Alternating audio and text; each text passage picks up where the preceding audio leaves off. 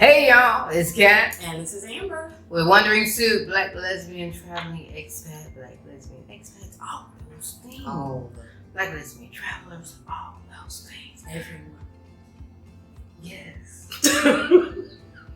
So, today we were sitting here in the midst of these Corona times in Da Nang, and we were thinking about the things that we don't think about or didn't think about. Right. When we moved abroad. And more importantly, when we looked at apartments to live in, long-term, short-term, however you want to do it. Right. We just didn't think. We were just like, oh, it looks pretty. Oh, It has a pool. Oh, the gym. Well, they did, I didn't. Things like that, how close was it to whatever. Right. But we didn't consider some things that you should consider.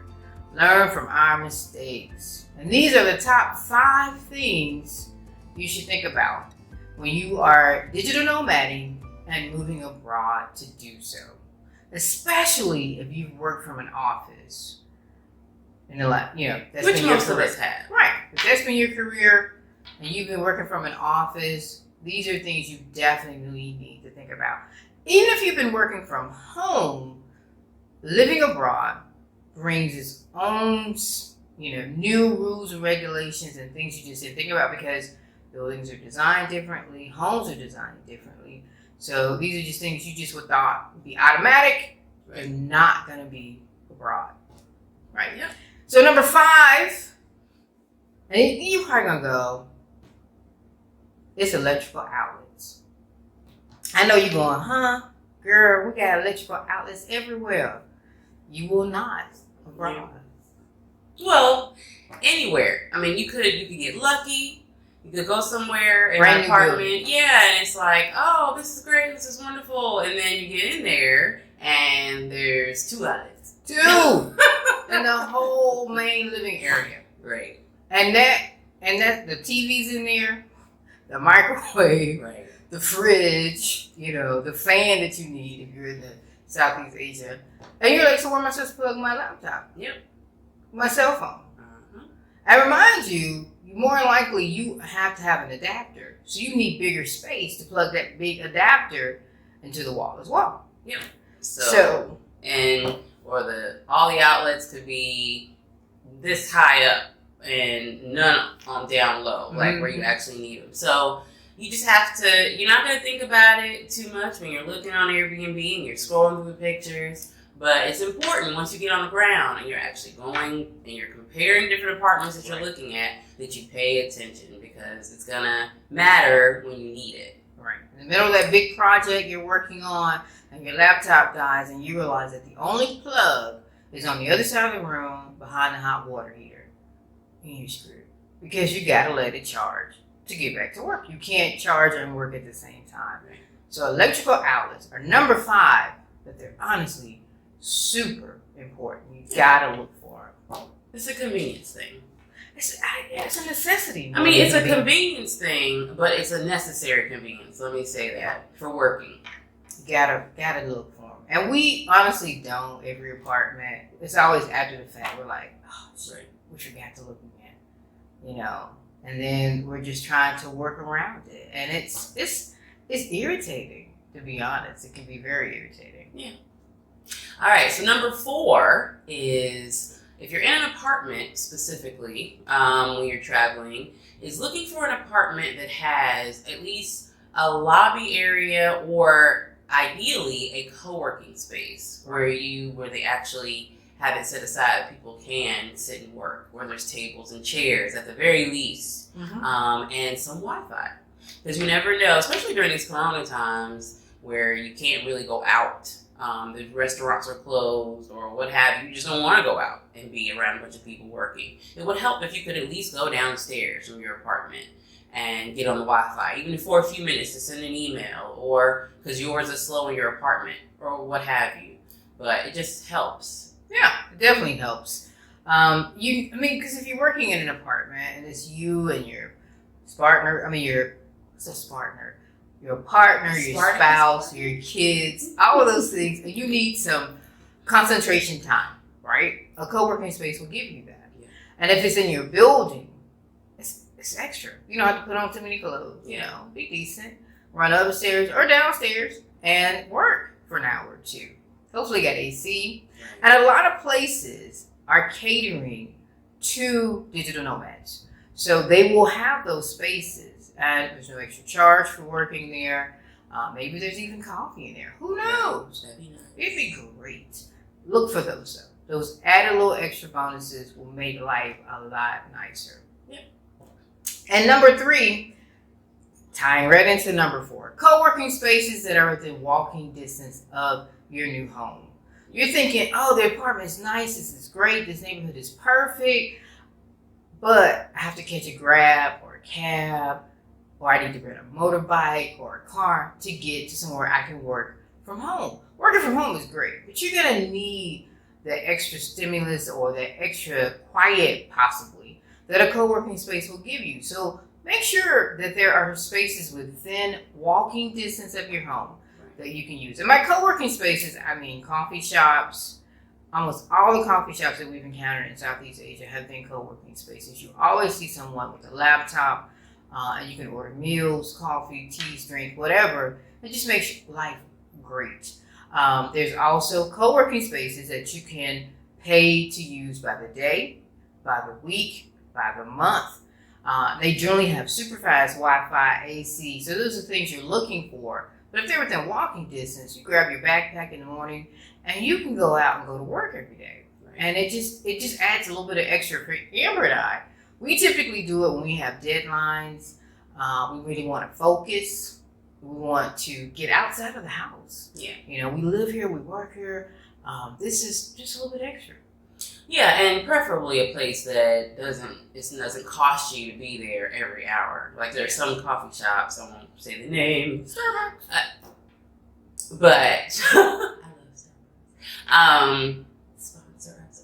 But that you have to pay every hour just to keep using the Wi-Fi to get the password, a new password. So you don't want that. And then there are co-working spaces you can rent to use on a monthly basis. And if those suit your needs because they're the closest to you, and you like the vibe or whatever, then, go for it. But just make sure you're balancing out the cost that you're paying to work and make sure it's worth it. Right. I definitely would recommend a co-working space. It just works for Amber and I. It's helped us. She'll wake up somewhere and she's like, I have to work away from here. Now we pack up and we head out. And sometimes she goes by herself and sometimes I go by myself. Because that's the day I need to really focus, and it helps. Now, if you have kids and as partners, you probably definitely want to look into that for everybody. Even the kids may like the co-working space. Yeah. For school, think about that. Homeschooling, everybody's going to be doing it here in the next year or so. So think about it. Yeah. Number 2 would be your workspace. So we have gotten to the point now where we look for something that could be an office. So it could be just a desk in the room. So we'll at least look for that. But in the beginning, we weren't even paying close attention to that. But it's necessary. Like you can get somewhere and there literally be nothing, no coffee table, no extra chairs, nothing. So you may have a couch, so you really have to pay attention. Is there a space to work?